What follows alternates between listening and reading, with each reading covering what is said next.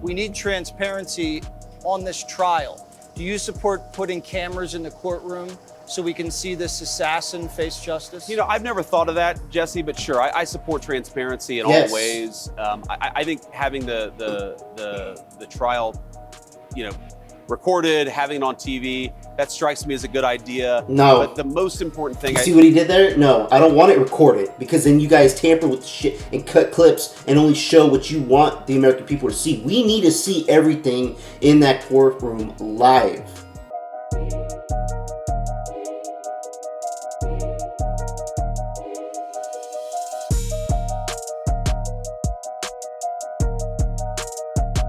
The FBI is now looking into as many as 20 or more other people who may have corresponded with this assassin beforehand.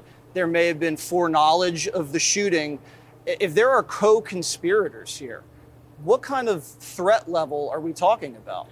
Well, we don't know, Jesse, and that's why I've been so proud of Cash and the way that he's handled this investigation, because he's cast as wide a net as humanly possible. And the FBI really is looking at everything. By the way, there's a lot of weird stuff out there. For example, the CEO of Discord, or one of the leaders of Discord, said that there were no Discord chats that involved this guy. Now we know that there were Discord chats that involved this guy. So we need to look at everything. We need to leave no stone unturned. My own attitude to this, and people will send me stuff, Jesse, you know, from the deepest, darkest corners of the internet. Some of it sounds pretty... That's actually pretty interesting. Right off the bat, the CEO of Discord said there was no type of communication on Discord with this shooter. Excuse me. And the reason I say that is because, you know, Candace Owens is out here saying a lot of things because she was very close to Charlie Kirk. Now, for her to say the things that she's been saying in the sense of there's something more that's going on that's just deeper than this kid and his boyfriend and what the FBI and the government is telling us. And because this is a big deal. Charlie Kirk knew a lot of elites. He knew a lot of people, and he was stirring the pot into people's businesses. And I mean, let's continue this video, but that alone just threw a red flag in my mind about, okay, well, who's telling the truth, the FBI or the CEO of Discord? Is the CEO of Discord lying that there are no types of transcripts from Discord with the shooter and his other people that he was supposedly confessing the crime to? Crazy, but I'll send it to Cash and I'll talk to my team, because I want us to leave no stone unturned. It's the only way to honor Charlie is to get to the bottom of exactly how this person was radicalized and who else was involved in it. Now, we could find out that this person was radicalized and it was terrible and there were a lot of very evil people in his life, but they didn't have foreknowledge. Right. We may find out that there were many, many people who were involved in helping this guy pull off this shooting. We just have to get to the bottom of it. That's what justice demands. That's what being a good friend to Charlie demands. The militant transgender movement, is that a domestic terrorist threat? If you are encouraging people to commit acts of violence against the United States government or against your fellow Americans, absolutely, you're involved in a terrorist movement. I don't know enough about that particular organization, but what you increasingly see, Jesse, is you see people in the trans community and other members of the far left who are saying they are so threatened by negative rhetoric that they must take arms and attack people. If your movement is telling you to commit acts of violence against people for speaking words that you don't like, number one, you're evil, and number two, you are engaged in a terrorist movement, and that's part of what we have to root out in the White House. And this is very important, Jesse. I've talked to a lot of people about this. I've talked to Stephen Miller probably 7 times in the past 2 days. We are working very hard to ensure that the funding networks for left-wing violence, that the radicalization networks for left-wing violence, that if you encourage or fund your fellow Americans or anybody else to commit acts of violence because you disagree with political speech, you are going to be treated like a terrorist organization, and we're going to go after you. Because Joe Biden said white supremacy was the biggest domestic terror threat. Which, of course, is absurd. The statistics don't bear that out. But if you look at what the Biden administration, violence because you disagree or fund your fellow Americans or anybody else to commit acts of violence because you disagree with political speech, you are going to be treated like a terrorist organization, and we're going to go after you. Because to commit acts of violence. Very huge key words for all you leftists out there, because listening to that, they're gonna be like, well, all the trans people in the community, they're having their own free speech. People are having their, yeah, but there's a difference. Violence and non-violence. People on the right, they say a lot of things, and that could tick a lot of people off on the left or center or whoever, people that aren't even into politics.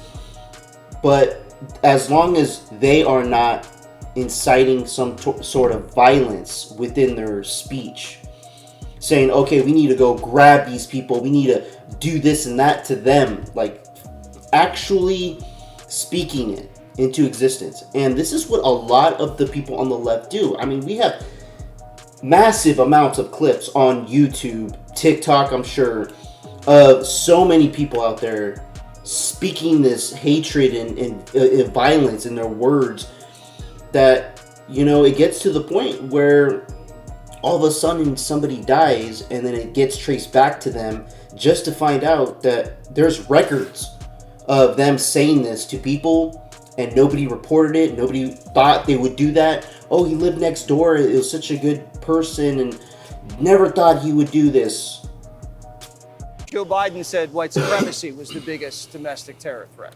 Which, of course, is absurd. The statistics don't bear that out. But if you look at what the Biden administration did against the phantom threat of white supremacy, we actually need to take some of the lessons and say, if there is funding sources that is going for this stuff, if you're an NGO and you're actually funding riots and other kinds of political violence, why wouldn't we go after that? Why wouldn't we cut off those funding sources? And why wouldn't we prosecute people who engage in violence? It's interesting, Jesse.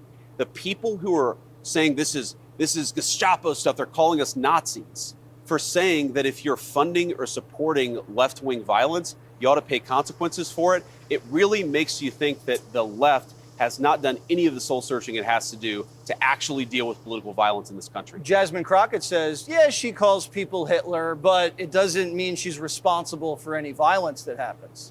Well, I'd ask Jasmine Crockett, what is it that you want people to do when you call them Nazis? What is it that you want them to do when you call them fascists? What is the proper response when you say that Donald Trump and J.D. Vance and Charlie Kirk are threatening your safety? What do you expect people to do? This rhetoric is completely out of control, and it's part of this entire network of violence that exists on the far left. You dehumanize your political opponents. You fund paid activists to go and harass them and terrorize them. We've had a White House senior staffer just in the past week who has had actual representatives of the Democratic Party going around passing leaflets trying to get his neighbors to harass him and showing people where he lives, where his wife lives, where his young family lives. If that's not political violence, if that's not political harassment, I don't know what the term means. Barack Obama says your White House is dividing the country and you're exploiting Kirk's death to attack Democrats. We're not exploiting Charlie Kirk's death to do anything except for achieve justice. And I think if Barack Obama, I haven't seen that comment, Jesse, but if he said that, that's absolutely disgusting. What we're trying to do is understand how young people are getting radicalized and who is funding all of these efforts at radicalization. We saw this in the summer of 2020. Now, thank God. I mean, come on. They just found out that Obama was the one that knew about the Russia hoax and allowed it to get pushed through. He is part of these people that fund, even if it's not money, he allowed the mindset of believing that the Russia hoax against Trump was real to the American people. So I'm not surprised he's going to say this type of with what's going on with Charlie Kirk and today with the Trump administration taking over. It's wild that Obama is even saying anything. That wasn't primarily, actually, over 20 people died in the riots in the summer of 2020. That is political terrorism. But it's not just the people who are killing the cops. It's not just the people who are engaging in throwing the Molotov cocktails and in the riots. Where was the money coming from? Who was organizing this violent activity? That is not going after Democrats unless, by implication, you're saying every single Democrat is involved in planning political violence. If that's true, then the problem isn't on Barack Obama's side. We're going to get to the bottom of the truth, and we're going to stop the political violence. And we're going to do it however we have to do it, of course, within the constitutional limits that Charlie loves so much. Joe Biden's FBI investigated Turning Point, investigated Charlie Kirk. I found out a couple of days ago, Jesse, that Joe Biden's FBI investigated a dear friend of mine who's a political consultant.